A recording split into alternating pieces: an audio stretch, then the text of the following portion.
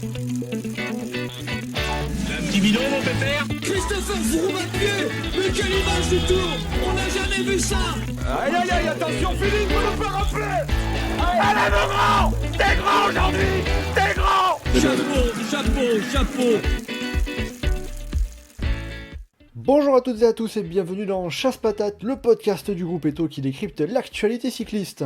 On se retrouve aujourd'hui pour parler d'un bilan de la saison de manière un petit peu générale avec les principaux coureurs, les meilleurs coureurs de la saison, avec cette question en suspens, qui est le meilleur coureur de cette saison 2021.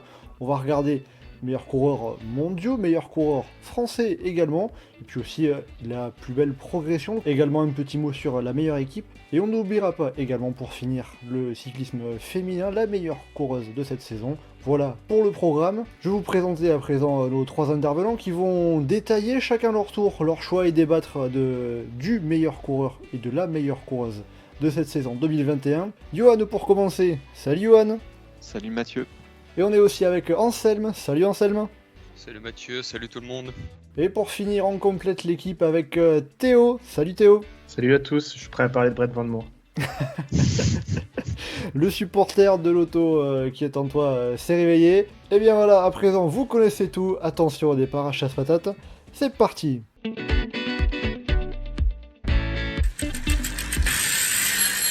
Avant de parler du meilleur coureur de la saison, tout simplement, on va se concentrer sur les coureurs français. Pour vous, qui serait le meilleur coureur de cette saison 2021 ? Anselme, je vais te laisser commencer parce que je connais vos choix. C'est peut-être le nom qui ressortirait le premier en avant sur cette saison 2021. Oui, c'est celui qui va venir, je pense, à l'idée de la plupart, c'est Julian Alaphilippe. Champion du monde, Flèche Wallonne, une étape du Tour en jaune. Présent sur les classiques, que ce soit à Plouay, Liège, l'Amstel et puis d'autres comme le Lombardie, la Classica. Enfin, à chaque fois dans le podium ou top 10. Donc, enfin, il a répondu présent tout au long. Même si c'est vrai que c'est pas j'ai envie de dire, c'est pas sa meilleure saison. Mais les autres Français ont eux aussi, j'ai envie de dire, un peu déçus. Et de fait, Alaphilippe reste la tête d'affiche française dans le peloton mondial. Johan, je te vois pas trop d'accord sur le fait qu'Alaphilippe serait au-dessus du lot véritablement. Alaphilippe, c'est celui qui a la réussite d'aller chercher de la grosse victoire avec notamment le championnat du monde. Mais après, dire que les autres Français ont déçu, alors que Guillaume Martin fait ses 2 premiers top 10 sur un grand tour, que David Gaudu a été très présent tout au long de la saison, que Anthony Turgis a été flamboyant sur les Flandriennes, je trouve pas que ça soit aussi évident de ça de dire qu'ils ont déçu. Ils ont de moins grosses victoires. Après, dire qu'ils ont déçu, je suis pas vraiment d'accord avec les constats. Ouais, mais de là être fort français de l'année, enfin, ok, ils ont peut-être pas déçu, pour ceux que tu cites, Guillaume Martin notamment. Enfin, on parle d'un coureur là qui fait des fonds de top 10 sur les grands tours. Ça aurait été coureur français de l'année il y a 10 ans, mais aujourd'hui, enfin, on attend un peu plus des coureurs français. Et justement, pour toi, Anselme, la saison d'Alaphilippe par rapport aux saisons précédentes, tu la situerais où ? Est-ce que c'est une vraie réussite, qu'il aurait pu faire mieux Non, il aurait pu faire mieux. Liège, il se fait battre au sprint. Plouay par Cosnefroy, où enfin, il doit gagner. Et puis son Tour de France, si c'est vrai, il y a son étape qui gagne rapidement. Derrière, il aurait été beaucoup plus transparent. Et on l'a déjà vu plus à son avantage en juillet. Donc je pense qu'il peut faire mieux. Et puis, j'ai envie de dire, le Lombardie notamment, où il y a eu la tactique d'équipe qui l'a forcément gêné, puisque Masnada était devant. Donc pour moi, c'est le Français de l'année, mais c'est pas le meilleur Alaphilippe. Johan, Théo, en restant sur Julien Alaphilippe, est-ce que vous rejoignez Anselme sur le fait que c'est une bonne saison qui aurait pu être un petit peu meilleure ? Je suis d'accord, c'est plutôt une bonne saison. Et en vrai, moi j'étais plutôt déçu même à la base de sa saison à Julien Alaphilippe, jusqu'en fait au championnat du monde. Je trouve les championnats du monde qui vraiment passent sa saison de ok tiers, ça passe, à ok c'est quand même une bonne saison. Parce que vraiment, il gagne déjà les championnats du monde et en plus avec la manière. Donc ça vraiment, ça lui fait réussir sa saison. Bien plus que d'autres coureurs français. Est-ce qu'en quelque sorte, sur cette saison, comme la saison dernière, on l'a vu avec notamment les mondiaux, Alaphilippe devient peut-être un petit peu un coureur qui cible des jours précis, particuliers, qui est peut-être un peu moins capable de performer de la même manière tout au long de la saison ? Peut-être. Là, pour l'instant, en tout cas sur cette saison, c'est ce qu'on a l'impression, vraiment. Parce que il y a eu les Ardennaises où il a été présent sur les 3 Ardennaises, il était très fort. Sur le Tour de France, comme Anselme l'a dit, c'était bon, il a gagné son étape, mais il paraissait pas non plus si fort que les années précédentes. Et du coup, il a eu son pic de forme aussi sur le championnat du monde. Le reste du temps, je l'ai trouvé un peu en deçà. Bon, ça reste du Alaphilippe, donc c'est pas mauvais, mais c'était en deçà. Bah, j'ai envie de dire que du coup, on le retrouve dans un rôle de coureur de classique et plus de coureur de course par étape, comme on a essayé de nous le vendre à un temps. Et je pense qu'à la longue, c'est peut-être ce qui nous conviendra le mieux. Même si on l'a vu sur le Tour de Suisse. Hein. Oui, bah avant d'abandonner, parce qu'il n'a pas fini son Tour de Suisse. Mais c'est le seul moment de la saison où il a été à son avantage sur une course par étape. Même sur un Tirreno Adriatico ou un peu plus, on va dire, à sa portée, il a été en retrait, sauf sur certaines étapes. Donc pour moi, c'est une saison de classic man et il doit rester dans ce registre, du moins pour l'instant, tant qu'il n'aura pas au moins remporté un Liège et un Lombardie. On va quand même récapituler le palmarès de Julien Alaphilippe sur cette saison 2021. C'est le titre de champion du monde, bien évidemment, ce qui ressort le plus. La Flèche Wallonne, une étape du Tour de France et un jour en jaune. Et également une étape de Tirreno Adriatico avec aussi la deuxième place sur Liège-Bastogne-Liège. Théo, tu as parlé un petit peu sur Julien Alaphilippe. Pour toi, qui serait le meilleur coureur français de cette saison 2021, si ce n'est donc pas Julien Alaphilippe? C'est ça, Julien Philippe, c'est un peu la voix de la raison, mais la voix du cœur, c'est David Gaudu, évidemment. Parce qu'il était quand même attendu au tournant cette saison. Parce que on attendait de lui qu'il fasse une saison un peu en tant que leader, parce que on voyait que Pinot, ça allait moins bien. Et du coup, il a répondu présent sur quand même beaucoup d'étapes. Donc oui, évidemment, au général du Tour de France, c'était moins bien que ce qu'on attendait. Mais moi, je trouve son Tour du Pays Basque très très bien. La Flèche, il était quand même costaud. Liège-Bastogne-Liège, on n'en parle pas, il fait quand même podium, c'était très bien. Enfin, il fait après des bonnes classiques de fin de saison. Une bonne course olympique, franchement, non, il était présent tout au long de lui. C'est sûr qu'il lui manque peut-être des victoires, des résultats flamboyants comme Alaphilippe peut en avoir, mais ça reste une bonne saison de sa part. Est-ce que c'est seulement un choix du cœur ou il y a une petite part de raison quand même?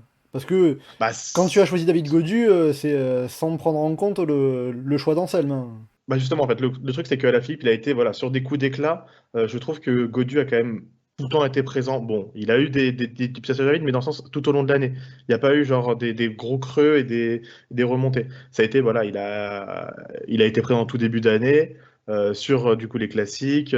Le Dauphiné et le Tour de France, il a quand même fait des choses. Les championnats, les Jeux Olympiques, il a été présent tout le temps. Moi, j'aime bien les coureurs réguliers qui sont toujours présents. Donc, c'est aussi ça qui m'a fait voter pour lui. Anselme, tu m'as pas l'air très convaincu par David Gaudu et ce qu'avance un petit peu Théo pour défendre le Breton. Déjà, il dit qu'il a pas beaucoup gagné cette saison. Or, c'est sa saison la plus victorieuse. Donc là-dessus, il a gagné 7 fois chez les pros, 3 cette année. Donc j'ai envie de dire, il a gagné, mais je suis pas d'accord dans le sens où, ok, sur la période de Pays Basque-Liège, il est costaud, son étape qui gagne au Pays Basque, bon, offerte par Roglic, mais bon, il est le seul à le suivre et fait une très grosse montée. Non, elle était offerte par Roglic, il lui a pas contesté. Roglic lui a accordé la victoire pour éviter de se faire attaquer dans le dernier col, c'est pas pareil. Ouais. Non, mais vraiment. Je sais pas. À ce moment-là. Je sais pas, toujours est-il que Roglic lui a pas contesté, et Liège-Bastogne-Liège très bien. Mais moi, là où je l'attendais vraiment, c'était sur le Tour de France. Et hormis sur l'étape du Saint-Lary-Soulan avec le col du Portet, les autres fois, j'ai trouvé très en retrait pour le coureur de grand tour, le grimpeur tant annoncé. Et comme dit Théo, il a été bon sur les classiques. Donc moi, je pouvais pas le mettre. Parce qu'à un moment, j'ai voulu trouver une alternative à Alaphilippe. Mais même si j'aime beaucoup Gaudu, j'en attendais plus en début de saison que ce qu'il a fait. Alors, si dans les classiques, il a été tout à fait à son niveau, son Tour de France reste quand même décevant pour moi. Et donc, de fait, on ne peut pas le mettre en Français de l'année. Johan, petit mot sur David Gaudu, c'est plus la déception du Tour de France qui l'emporte ou la continuité de sa saison et le fait que c'est sa saison la plus aboutie? Déjà, déception du Tour de France, pour moi, déception du Tour de France, c'est une étape, c'est l'étape du Ventoux. Il n'y a pas cette étape-là. Gaudu, il fait, je sais pas, à peu près la place de Lutsenko au général. Il fait une très belle montée du Portet. Il est très costaud, derrière Pogacar et Carapaz sur Homme Colombière, où c'est lui qui fait principalement le rythme dans le groupe derrière. Je trouve pas qu'il a été décevant. Au contraire, justement, dans une saison où il était solide tout du long, avoir le Tour de France où il est très solide aussi tout du long, notamment dans les Pyrénées. Moi, je l'ai pas trouvé décevant. C'est sûr que forcément, comme c'était emblématique de la saison, notamment parce que Alaphilippe, sa grosse victoire elle vient très tard. on attendait plus. Il y a aussi, moi, typiquement pour moi, c'est l'exception. Pour moi, c'est plus les JO, où il a vraiment couru de manière vraiment moche. Mais je trouve pas qu'il était décevant sur le revent. C'est décevant en tant que spectateur parce qu'on a un peu envie qu'il craque, mais je trouve pas qu'il était décevant sur une perspective de long terme. Oui, il a loupé le top 10, c'est pas très grave, quoi. Après, est-ce qu'on en attendait mieux? Va gagner des étapes à la pédale quand t'as 3 pour 1 devant qui font des choses pas possibles, ou que quand tu réussis à t'échapper d'une bonne manière, t'as Ineos qui te roule derrière et t'as une minute d'avance max sur les autres, donc c'est compliqué forcément. Donc entre Gaudu à la Philippe, pour toi, ça peut se valoir? Pour moi, ça dépend si tu fais le choix de la solidité sur la saison ou des coups d'éclat, comme a dit Théo, du coup. Moi, je trouve que les choix peuvent se valoir, oui. Et justement, toi, quel est ton choix pour le meilleur coureur français de cette saison, si ce n'est ni David Gaudu, ni Julien Alaphilippe? Alors, avant de dire mon choix, il y a un nom que je voudrais citer, c'est Rémi Cavagna, parce qu'avoir un Français qui gagne des chronos World Tour, c'est quand même quelque chose. Mais de manière un peu plus large, il y a quelqu'un dans les Français qui a dominé sa discipline, qui a dominé un niveau mondial vraiment de manière assez écrasante, même à un point où dans les annales de la discipline, on n'a pas vraiment vu ça en fait. C'est Loana Lecomte, qui est toute jeune, qui a tout explosé en VTT, qui a pendant les 2 tiers de la saison a marché sur tout le monde en face d'elle, qui est vraiment sans concurrence, qui après a accusé le coup à partir des JO et a fini un peu la saison sur la rotule. Où vraiment le terme d'impression français, en fait, c'est le seul moment d'autres Français où on a cette impression-là de domination. Pour moi, c'est la Philippe aux mondiaux. Et Loana Lecomte, c'est sur une grosse partie de la saison. Donc pour moi, c'est elle la Française de l'année, du coup, devant les routiers, devant aussi les autres disciplines. Loana Lecomte qui remporte quand même en effet 4 manches de Coupe du Monde, les 4 premières manches de Coupe du Monde. Il me semble que c'était arrivé dans l'histoire, mais peut-être une fois seulement dans l'histoire de la Coupe du Monde, donc remporter les 4 premières manches, ce qui montre que c'est quand même très rare, que c'est quand même une performance très solide qu'elle a faite, la jeune vététiste française. Anselme, Théo, un petit mot sur la saison de Loana Lecomte. C'est du VTT, c'est ce qu'on voit un peu moins que la route, mais ça reste quand même très impressionnant de par les victoires, la domination qu'elle a eue.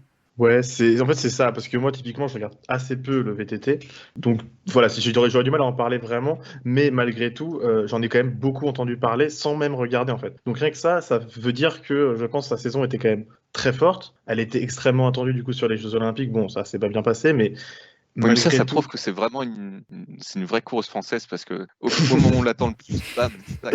c'est ça, le moment où voilà, elle peut faire briller sa discipline et là...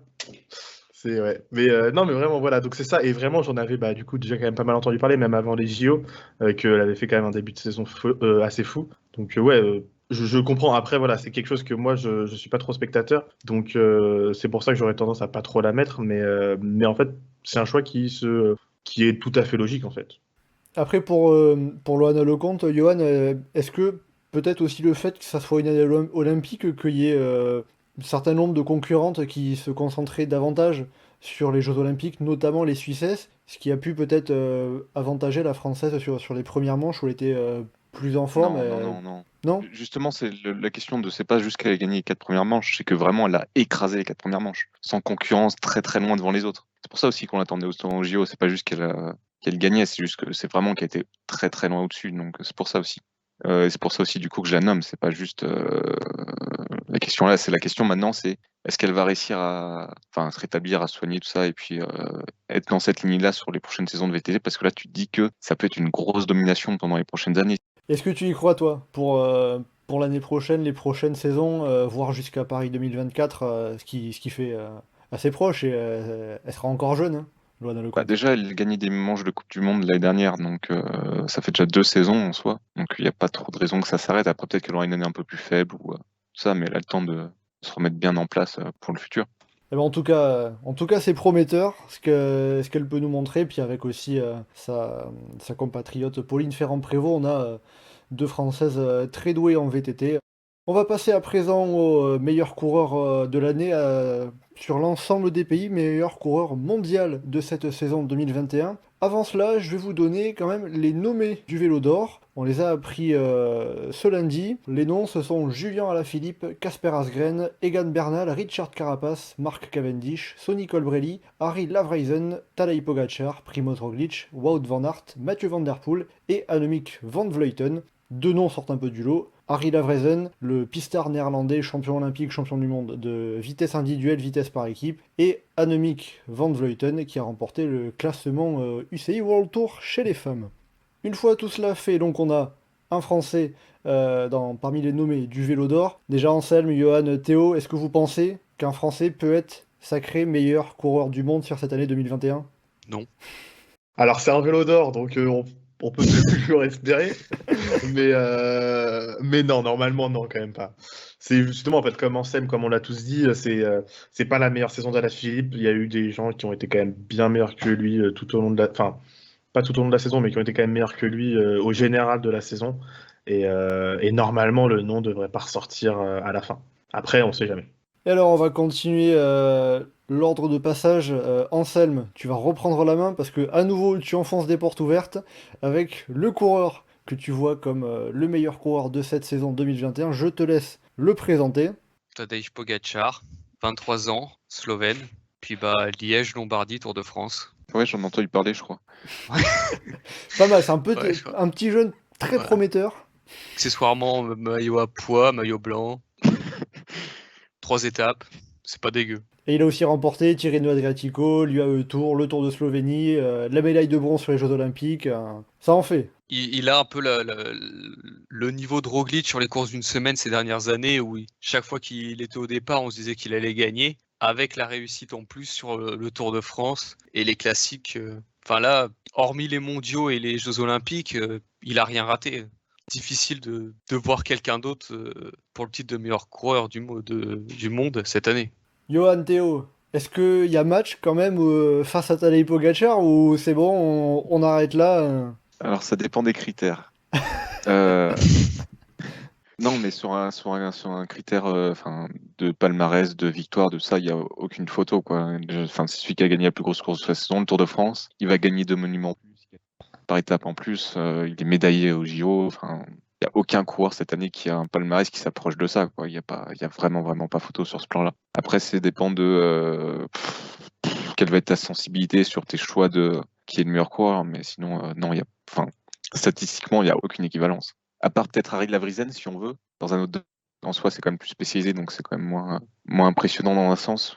Ça rejoint un petit peu ce qu'on disait sur le meilleur coureur français. C'est un coureur qui n'est pas sur route, va avoir moins de chances d'être nommé, de ressortir, puisqu'il va être forcément fatalement moins connu, même si Lavrezen a fait une saison tout aussi impressionnante. Je crois que c'était Geoffrey qui nous disait dans le podcast la semaine dernière avec François Pervy que Lavrezen n'a plus perdu en grande compétition depuis 2019. Ce qui place son bonhomme quand même.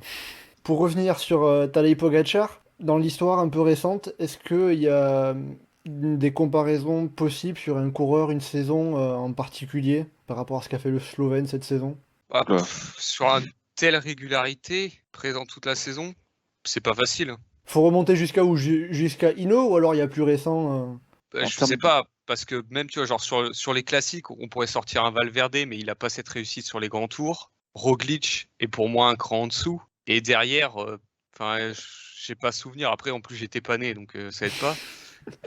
En termes de genre Wiggins 2012, Froome 2013, mais c'est pareil sur les classiques, c'est pas aussi. Ouais, il s'est pas diversifié comme ça.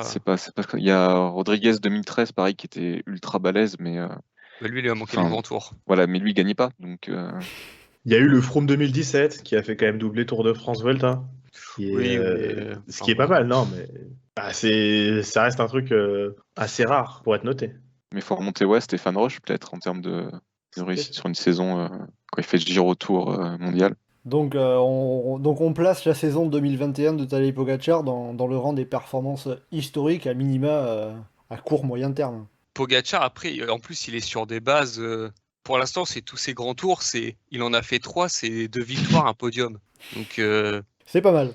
J'ai envie de dire, sa carrière elle est sur des bases historiques. Donc, Quand on voit qu'il a seulement 23 ans, on se dit qu'il y a beaucoup de grandes victoires qu'il est capable d'aller chercher encore. Puis on verra déjà l'an prochain les courses qu'il vit, ça sera probablement le Tour de France, mais on verra s'il veut aller chercher ou le Giro ou la Vuelta avec. Sinon, en dehors de Tadej Pogačar, quel coureur on pourrait citer pour le nommer meilleur coureur de cette année 2021 ? Théo, tu verrais qui ? Sinon, en dehors de Pogačar. Bon voilà, en dehors de Pogacar, parce que voilà, on a parlé de Pogacar, il est numériquement parlant, c'est voilà, c'est le meilleur. Mais moi j'ai envie de parler quand même de Van Aert qui a fait une saison surcomplète.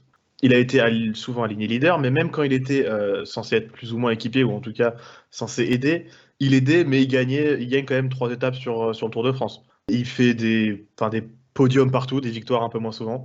C'est vrai, mais voilà, il a une saison, enfin genre. Faudrait voir sa pire place sur toute la saison, mais ça doit être genre, je sais pas moi, attends, je vais regarder ça, mais c'est 86e à Tignes. 86e, ouais, le Tour de France. Mais si t'enlèves le Tour de France, c'est 22e.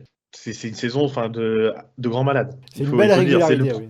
Ouais, c'est ça, c'est une saison de grand malade, mais il est tombé sur la saison de Pogacar, en fait. C'est le problème. Et il Mais lui manque voilà. une grosse victoire aussi. Une grosse victoire, ouais, sur une classique, il lui manque peut-être une grosse victoire, parce qu'il a que l'Amstel. Mais en termes de victoire, après, il est là. Il se positionne quand même.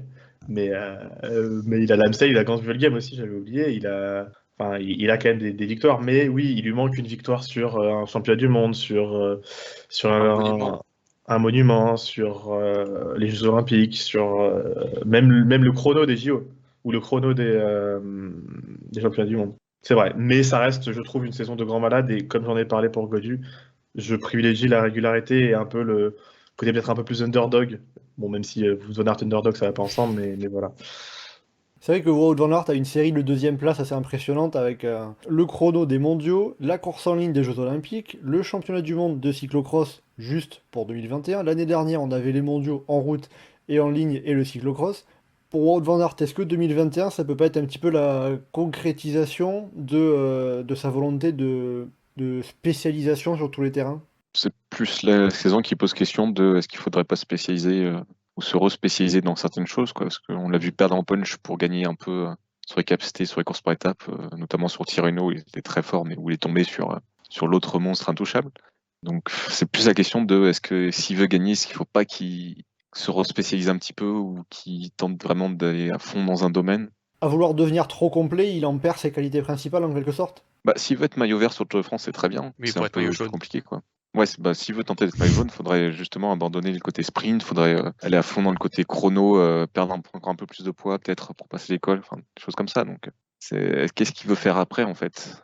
Notamment aussi, par exemple, il a dit est-ce qu'il va abandonner le cyclocross parce qu'il a dit que le cyclocross, la préparation au cyclocross, ça l'empêchait un peu d'avoir un peu de punch après quand il revenait sur route. Enfin, qu'est-ce qu'il va faire à la suite de sa carrière en fait? On sait pas trop. Théo, Anselme, vous rejoignez Johan sur ce constat un peu de moment saison charnière pour Wout van Aert qui va devoir faire un choix pour mieux performer et gagner davantage peut-être? Je sais pas. En 2020, il était déjà un peu sur ce panel très large et ça l'a pas empêché de remporter des grosses courses, dont Milan-San Remo. Après, c'était une année très bizarre, donc c'est difficile à prendre en compte aussi. Mais le truc, c'est que je sais pas s'il sera capable de se spécialiser et de laisser filer à certains moments, sachant qu'aujourd'hui, il peut gagner partout. Et je sais pas s'il doit le faire maintenant ou s'il peut pas attendre encore un peu. Enfin, je pense qu'il peut encore faire 1 ou 2 saisons comme ça. Et si vraiment il se rend compte que à chaque fois il bute au niveau du podium, bah là, il sera temps de se spécialiser à nouveau. Et je pense, enfin, pour moi, il n'y a pas d'urgence à vraiment se spécialiser dans un domaine. Oui, après, même s'il ne spécialise pas, ça va. Hein. C'est pas dégueu. Ça reste quand même un coureur tellement complet qui peut gagner partout et qui a justement cette capacité d'être présent un petit peu partout. Et justement, Johan, après Tadej Pogacar, après Wout van Aert, qui pour toi serait le coureur qui pourrait être nommé coureur de l'année, même si face à Pogacar ça semble compliqué, vous l'aviez dit. Je vais te laisser la parole, mais il me semble que tu cites un coureur assez peu attendu dans ce domaine. Alors, je conseille quand même aux gens d'aller revoir sa fiche de ses résultats dans la globalité de sa saison. Donc pour moi, c'est Jasper Stuyven. Vainqueur de Milan-San Remo, 4e des Vainqueur de mondiaux. Milan-San Remo, présent aux mondiaux, présent sur le Tour des Flandres, présent sur un peu toute la saison. Et notamment, pour moi, une étape qui est assez déterminante dans mon choix, c'est l'étape du Creusot sur le Tour de France, qui pour moi est l'étape préférence de la saison, sur les 3 grands tours. Et où il y a Mohoric devant qui fait son numéro, enfin voilà, n'importe quoi. Et celui qui va faire deuxième derrière, c'est pas Magnus Cort Nielsen, c'est pas Wout van Aert, c'est pas Mathieu Van Der Poel, c'est Jasper Stuyven. Et pour moi, ça représente un peu sa saison, c'est-à-dire qu'on le voit pas trop. Au final, il a été assez discret, même Milan-San Remo, il gagne un peu en opportuniste. Mais vraiment, je trouve sa saison qui est très très très solide tout le long de la saison. Vraiment, j'ai beaucoup aimé sa saison. Je trouve que c'est un coureur vachement chouette. Et je trouve pas qu'il y ait de coureur derrière Pogacar qui a un bilan qui vraiment fasse que c'est écrasant aux autres, quoi. Donc si je dois aller choisir un coureur parmi les autres coureurs qui ont soit gagné un monument, soit gagné un grand tour, qui ont des bons résultats de manière générale, pour moi c'est Stuyven que j'ai envie de mettre en avant, qui a été vraiment solide d'un bout à l'autre, de manière un peu discrète, mais vraiment pour sa meilleure saison, et vraiment je suis curieux de voir ce qu'il va faire l'année prochaine, quoi.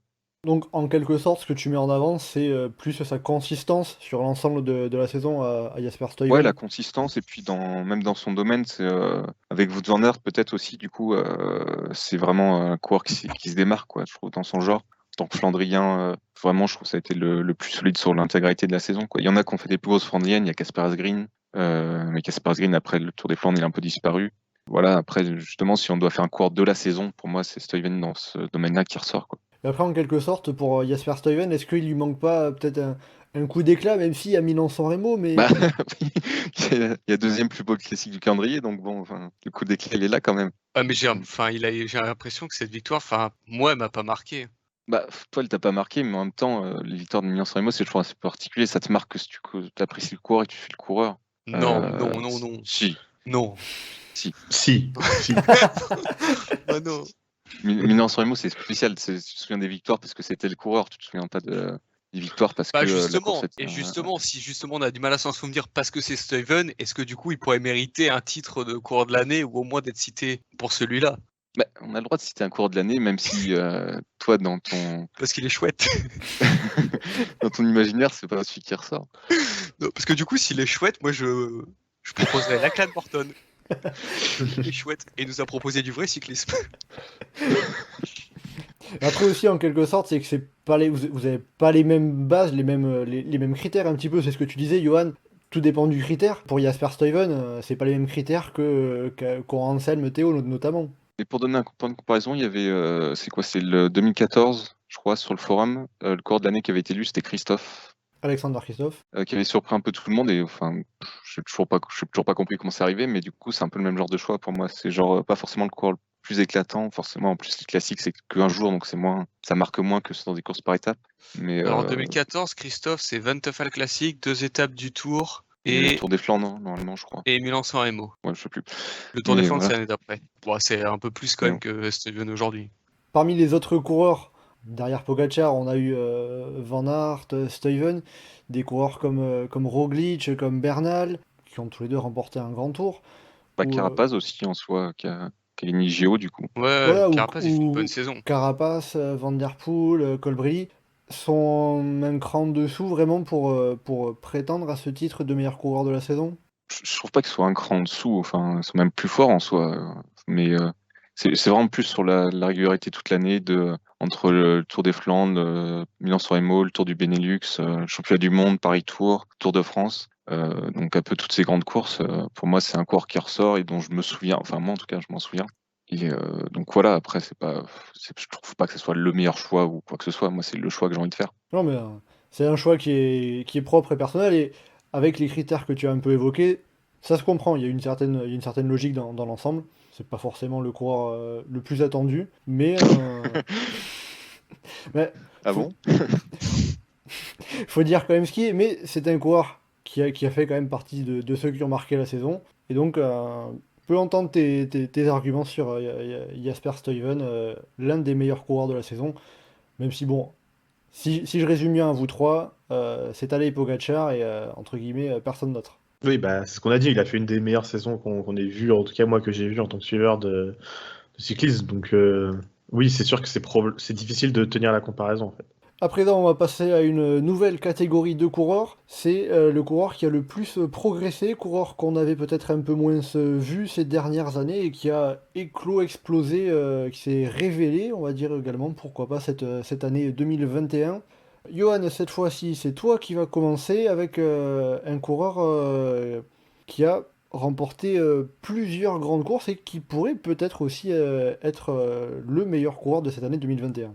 Pour moi, c'est Sonny Colbrelli. On en parlait avant l'épisode, qu'il y avait une espèce de progression pour lui tout au long de la saison, où on l'a vu démarrer l'année un peu dans son registre classique de gagneur d'étapes sur des courses par étapes un peu plus secondaires, pas trop mauvais sur les classiques, et où à partir du Tour de France, c'était saison incroyable, qui est capable d'aller jouer l'échappée en montagne avec les grimpeurs, qui est capable d'aller faire des merveilles sur les pavés face aux spécialistes alors que c'est son premier Paris-Roubaix, qui est capable de faire des numéros en solitaire sur le Tour de Benelux, enfin genre vraiment impressionnant partout, qui a de suivre des attaques de Julien Alaphilippe dans des bosses, quand même c'est pas rien. Vraiment, enfin, niveau assez incroyable. Personne n'attendait à ce niveau-là. On se demandait à la fin de la saison quelle course il ne pouvait pas gagner, parce qu'on se demandait même s'il ne pas faire le Tour de Lombardie pour aller enchaîner avec Paris-Roubaix, ça aurait été un doublé, c'est incroyable, mais enfin, vu le numéro des deux devant, ça aurait été quand même un peu juste. Enfin, vraiment très très grosse saison. Maintenant, c'est clairement un des meilleurs coureurs du monde sur cette saison. On se demande c'est quoi ses limites maintenant. A priori, ses limites, c'est toujours le sprint. On se Il est demande toujours meilleur si- sur des sprints intermédiaires que sur des sprints massifs. Mais ça se demandait si c'est pas trompé en fait plus jeune. Donc, il a des sprinters, mais en fait, c'est un c'est- grimpeur. En fait, t'as pris c'est des c'est un muscles. peu, c'est un bourrin. Enfin, Est-ce que c'est pas justement un peu un coureur qui a gagné à devenir plus complet en quelque sorte? Oui, il est pas plus mauvais en sprint qu'avant. Enfin, Non, c'est juste enfin, C'est juste qu'il n'a jamais été très très bon, quoi. c'est ça. C'est un mec il gagnait des sprints parce qu'il passait bien les bosses. Et les sprints réduits, c'est là qu'il était bon. Avec Bardiani, là où avant de passer chez Bahreïn, là où il s'est révélé, c'est sur les classiques italiennes de fin de saison, en gagnant en réglant des sprints de 30-40.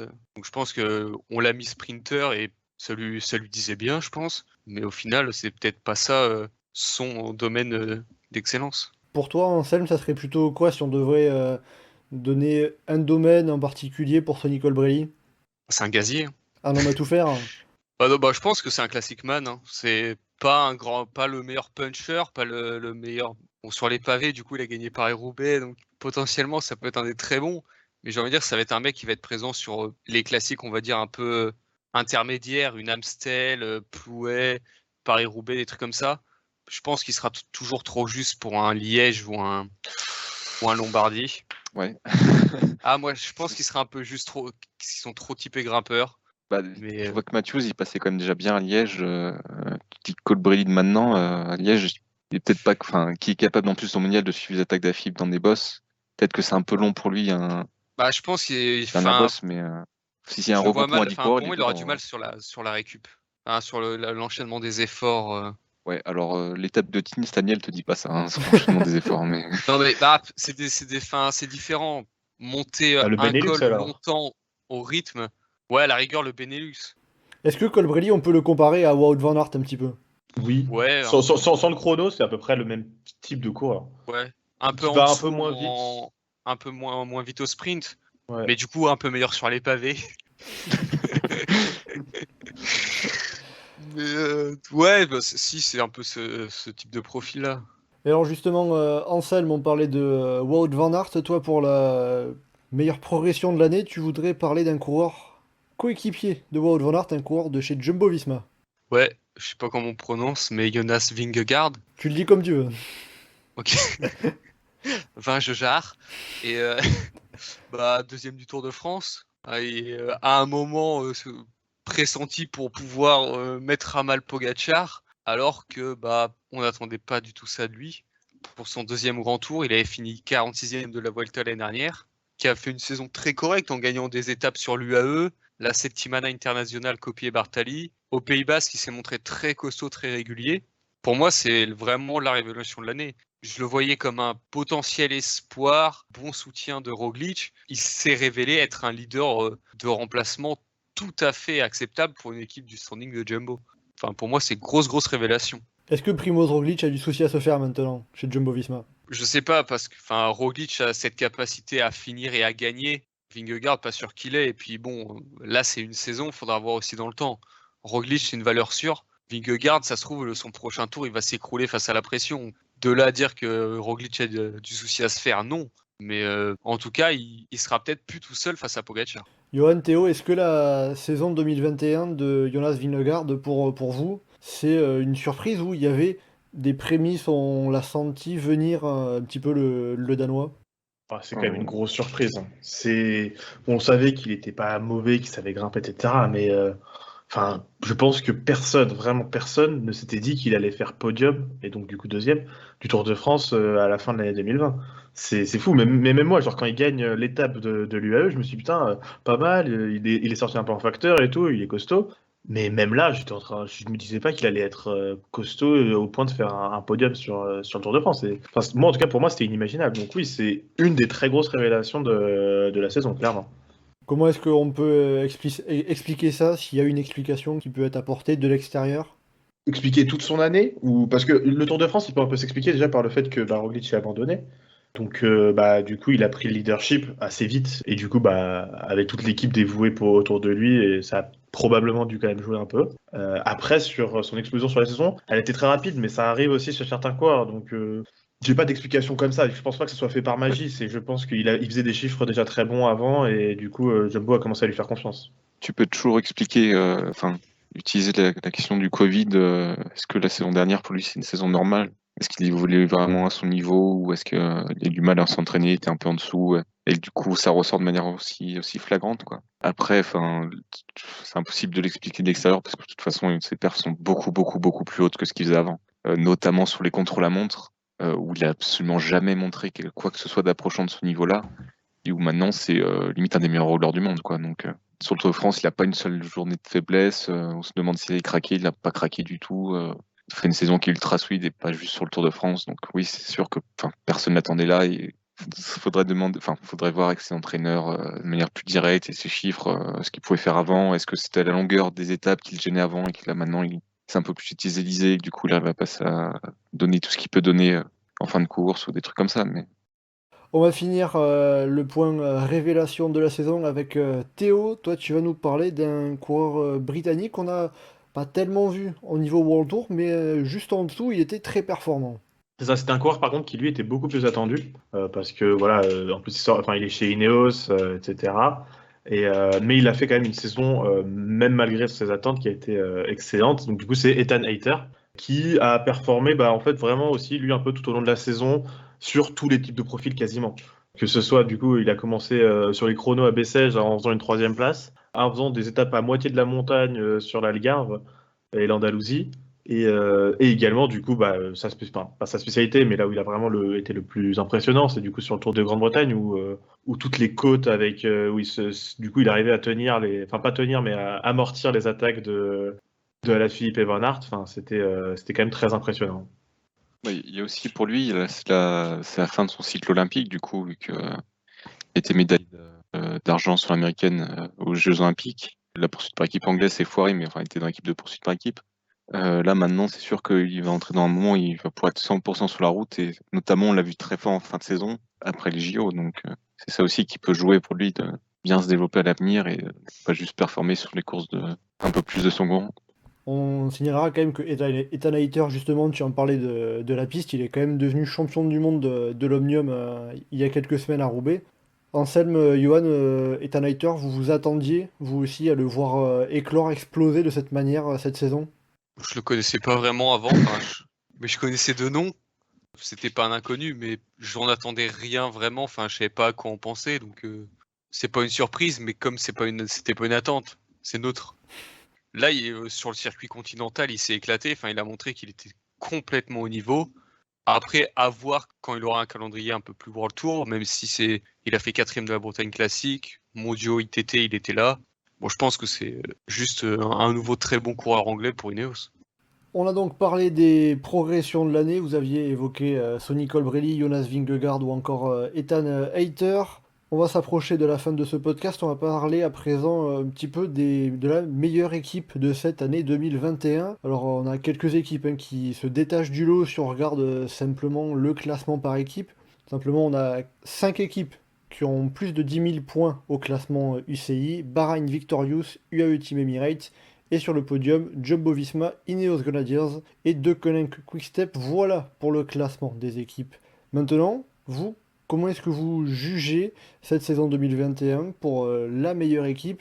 Théo, je vais te laisser commencer. C'est l'équipe qui, quand un coureur arrive chez elle, il devient trop fort. C'est vraiment, je pense que c'est la définition un peu de la meilleure équipe qui fait pas en fait super team, c'est vraiment, elle transforme les coureurs, c'est la Deceuninck. C'est magique ce qu'ils font, c'est trop fort. La renaissance de Cavendish, t'as Asgreen qui gagne, qui gagne le round, t'as du coup Alaphilippe qui est quand même très fort, et puis en fait c'est vraiment un collectif. C'est aussi ça qui me fait la mettre comme meilleure équipe, c'est parce que en fait ils ont plein de coureurs très bons, mais qui en fait juste du coup sur les classiques vont un peu s'interchanger, interchanger les rôles en fonction des formes et des scénarios de course. Ce qui fait que voilà, c'est pas comme les Armada, Ineos qui sont plutôt des accumulations de leaders. Là, c'est un peu des coureurs qui n'étaient pas forcément des leaders qui arrivent chez eux et qui en deviennent en fait. Est-ce que c'est la meilleure saison de l'équipe Quick-Step, de Conan Quick-Step, de l'équipe de Patrick Lefeuvert? La meilleure, je sais pas, parce qu'ils montrent quand même année après année que c'est quand même très fort, mais c'est une très bonne saison de leur part.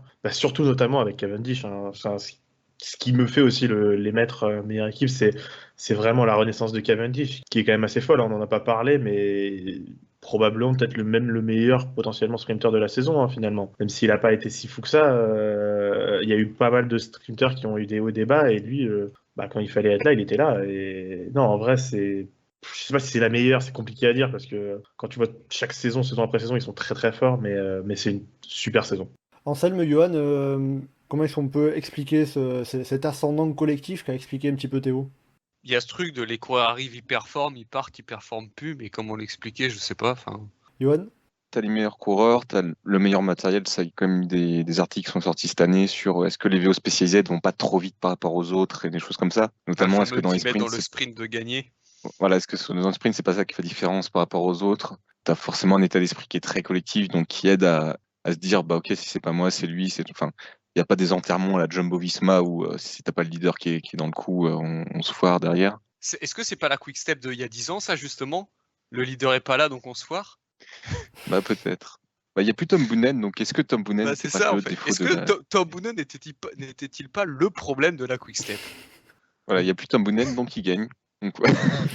Mais justement, c'est un point intéressant, ça. Est-ce que, entre guillemets, l'avantage de Conan Quick-Step, c'est qu'ils n'ont pas un coureur qui sort vraiment du lot, qui se détache du lot en quelque sorte, qu'ils ont plein de très bons coureurs, d'excellents coureurs, Evenepoel, Almeida, Alaphilippe, Asgreen, Cavendish, mais peut-être pas un qui va se sortir de la masse? On avait ça sur les Flandriennes, t'avais Van Der Poel qui est tout seul, Wout van Aert qui est tout seul, je sais plus qui ils avaient d'autres, Stuyven qui était tout seul, je sais pas, Christophe qui était tout seul. Et à côté de ça, voilà. Et à côté de ça, forcément, t'as Quick-Step où t'as 5 coureurs différents qui peuvent aller gagner la classique, dont si en plus t'as un Asgreen qui est qui vraiment qui flotte sur l'eau et qui est vraiment hyper fort, donc forcément oui, ça aide à gagner. Après, au-delà de ça, pareil sur le Tour de France, le fait que Cavendish est hyper fort sur le Tour de France, mais à côté de ça, il y a tout son train qui est hyper solide aussi, donc forcément c'est le collectif qui ressort chez l'équipe Quick-Step de Koninx. Et donc oui, ça aide à gagner quand tu as une réserve de coureurs qui peuvent gagner. Même sur le Tour de Lombardie où tout d'un coup tu as un Masnada qui va jouer la victoire avec Pogacar alors que Alaphilippe est derrière. On attendait tous Alaphilippe. Johan, je vais te laisser la parole. Pour toi, quelle est la meilleure équipe déjà? Est-ce que c'est de Conan Quick-Step ou pas sur cette saison 2021? Je sais pas, ça dépend de tes critères, parce que typiquement, par exemple, Quick-Step, non mais, oui, je vais dire ça tout le temps, mais Quick-Step a pas gagné grand tour. Sur les courses par étapes non plus, c'est pas des gros gagneurs, c'est surtout sur les classiques, sur les étapes, enfin une présence générale tout au long de la saison.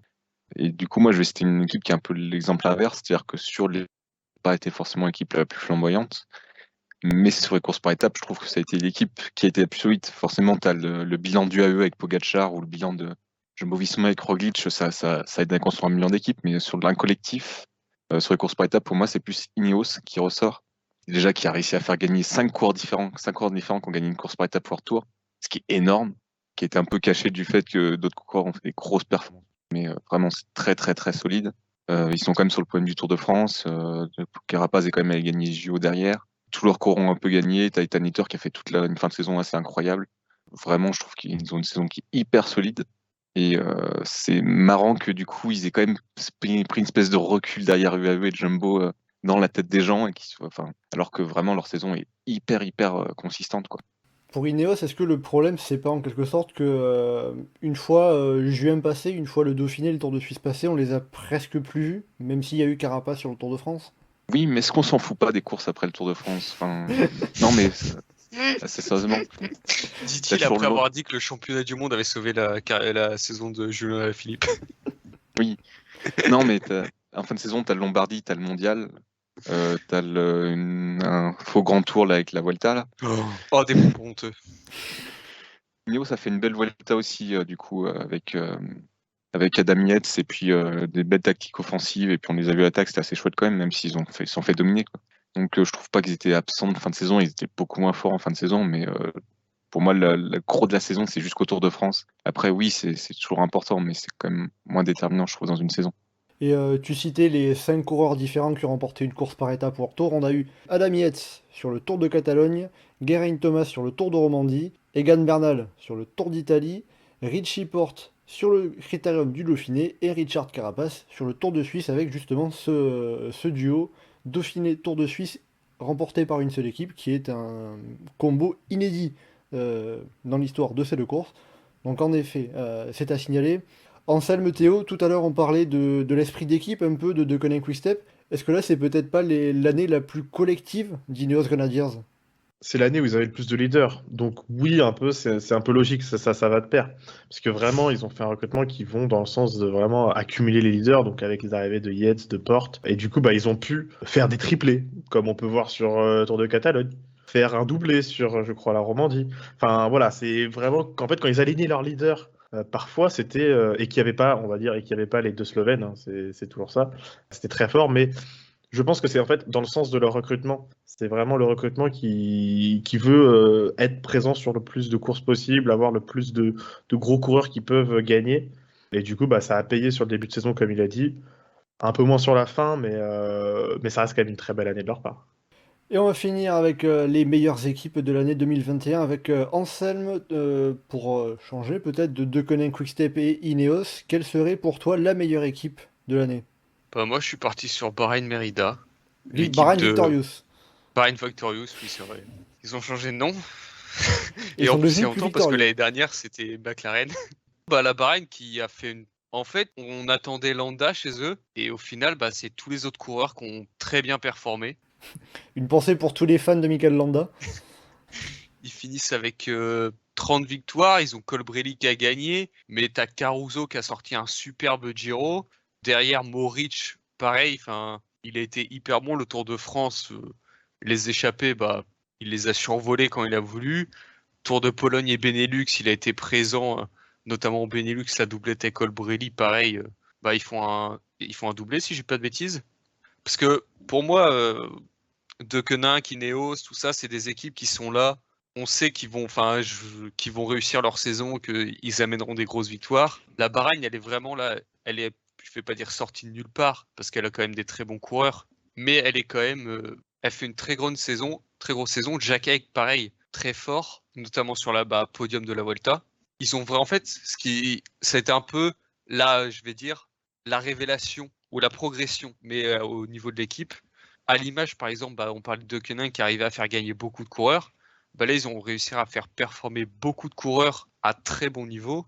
Pour moi, c'est pour ça, qu'ils vont être la meilleure équipe de l'année. Si peut-être, comme on l'a dit dans notre classement, numériquement, dans les stats, on les pensera un peu moins bons. On va dire sur la dynamique, ils sont pour moi devant les deux autres équipes qui ont été citées. Et sinon, donc, vous avez cité Deceuninck Quick-Step, Ineos Grenadiers et Bahrain Victorious. Pourquoi est-ce que UAE Emirates ou Jumbo Visma pourrait pas être la meilleure équipe de la saison? Ça repose trop sur des individualités, peut-être? Ça donne moins une impression de. Enfin, notamment UAE, ça donne pas du tout une impression de collectif, ça donne l'impression de Pogacar et puis son équipe derrière pour le baquer, quoi. Ouais, ça, parce que. Même des gars comme Gaviria. Ouais, c'est quoi la saison de Gaviria qui était censé être le meilleur sprinter du monde à un moment. C'est ça, c'est un mec qui devrait justement apporter beaucoup de victoires. Chez UAE, cette année, il a gagné une étape du Tour de Pologne. C'est Pogacar et les autres. T'as Jumbo, on pourrait plus en parler parce qu'il y a plus une dynamique d'équipe. On a vu des duos Roglic-Vingegaard, Wout van Aert aussi en même temps, des trucs un peu plus comme ça. Mais typiquement, par exemple, Wout van Aert sur toutes les classiques, il était tout seul. Sur le Tour de France, Vingegaard, il se faisait assez vite isoler. Ça donne pas non plus l'impression de... Kruijswijk, il a été très en retrait cette année. Oui. Ça donne pas l'impression d'une équipe qui est vraiment portée comme les autres qu'on a cités, comme Bahreïn qui effectivement a fait surperformer tous ses coureurs de manière collective, quoi. Donc, Avec tout ça, on arrive à la fin de ce podcast. Avant, on va quand même évoquer un petit peu le cyclisme féminin. On ne va pas l'oublier, bien évidemment. Johan, toi qui as suivi particulièrement le cyclisme féminin, je vais te laisser un petit peu plus sur ce sujet, sur cette question. Qui est la meilleure coureuse de cette année 2021 pour toi? Alors, au point de vue comptable, UCI, tout ça, la numéro 1 mondiale, c'est Van Vleuten. Mais je trouve que ni elle, ni Anna van der Breggen, qui typiquement sont les deux qui ressortent en général, n'ont fait une saison qui vraiment peut te dire de manière éclatante, je suis la meilleure au-dessus des autres. T'as Van der Breggen qui a gagné le Giro, t'as Van Vleuten qui a gagné le Tour des Flandres, le contre-la-montre des Jeux Olympiques, et puis d'autres courses dans le genre.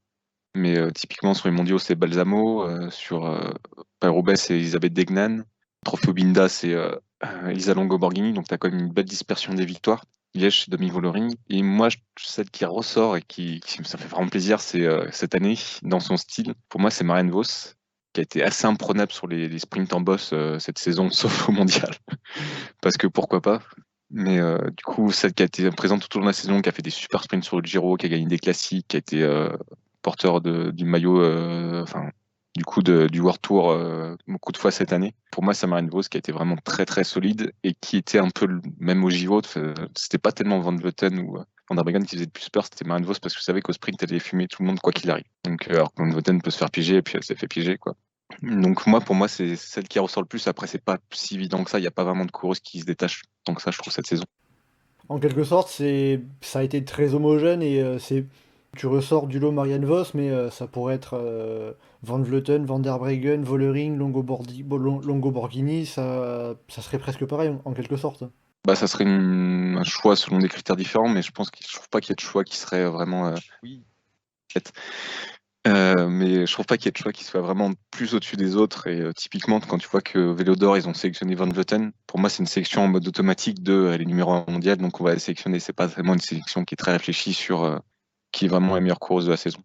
Est-ce qu'il faudrait pas créer une récompense uniquement dédiée aux femmes, comme ça a pu être fait en foot pour le Ballon d'Or féminin, faire un Vélo d'Or féminin pour les distinguer des hommes et peut-être les mettre en avant davantage? Bah, à partir du moment où tu sais que même si tu avais une féminine qui gagnerait tout sur une saison, elle serait pas élue, oui, ça pourrait être intéressant, quoi, parce que forcément, il n'y a aucune féminine qui gagnera jamais, en tout cas sur facilement les 2 prochaines décennies. Donc oui, c'est gentil de la nommer, mais c'est pas très intéressant si jamais elle a aucune chance d'arriver au résultat. Donc sur le Vélo d'Or français, ça peut plus se débattre parce que tu peux toujours avoir une féminine, je pense, qui pourrait réussir à s'imposer. Mais sur le Vélo d'Or mondial, je pense que oui, ça sera intéressant. Et on l'a vu notamment pour les représentants français, avec tu avais cité Loana Lecomte en début de podcast. Théo, il me semble que tu avais un petit nom à ressortir également pour la meilleure coureuse de cette saison 2021. C'est ça, ouais, je suis pas aussi spécialiste que Johan, mais malgré tout, c'est un nom que j'ai bien aimé suivre un peu tout au long des courses féminines que j'ai pu regarder. Et c'est quand même Demi-Vollering, parce que pareil, elle est dans un peu, j'allais dire à l'instar de Van Aert, de mon choix pour Van Aert, c'est dans un gros collectif, et c'est une coureuse qui, du coup, parfois doit se sacrifier, etc., mais qui, malgré des rôles, des fois pas forcément tout le temps de leader, va faire énormément de super résultats. Enfin, c'est une constance hallucinante dont elle a fait preuve tout au long de la saison. Et puis j'aime bien, en plus, elle est assez jeune, donc c'est cool quoi, pour le futur. Tout à fait, elle va avoir 25 ans la semaine prochaine. On en parlait justement, je crois que c'était dans le podcast dédié au championnat du monde où les Pays-Bas ont un petit peu de mal à faire émerger une nouvelle génération. En tout cas, elle est portée par Demi Vollering, qui a notamment remporté Liège-Bastogne-Liège, la course by le Tour, ou encore le Women's Tour, le Tour de Grande-Bretagne. Et bien voilà, avec tout ça, on arrive à la fin de ce podcast qui était le dernier chasse-patate de la saison 2021. On se retrouvera en janvier pour lancer l'année 2022, la saison 2022. On fera présentation des équipes, des transferts, avant de partir sur les premières courses. Anselme, Johan, Théo, merci beaucoup d'avoir été en ma compagnie pour ce podcast et aussi pour tous les autres podcasts. Et je remercie également tous les autres qui ont pu participer à ce podcast cette année. D'ici quelques jours, restez bien à l'affût, d'ici quelques jours, on va lancer une campagne d'adhésion à l'association Le Groupe Eto, car oui, Le Groupe Eto est aussi une association. On va vous expliquer ça, notamment sur le forum, mais ça sera aussi expliqué sur nos différents réseaux sociaux. On reviendra vers vous pour vous présenter ça, vous expliquer tout ça. D'ici là, pour passer l'hiver au chaud, tous ensemble à parler vélo, vous pouvez nous retrouver sur le site et le forum du groupe Eto, legroupeeto.fr, ainsi que sur nos différents réseaux sociaux, Twitter, Facebook et Instagram. N'hésitez pas à commenter, liker et partager ce podcast. Merci beaucoup et à bientôt dans Chasse Patate.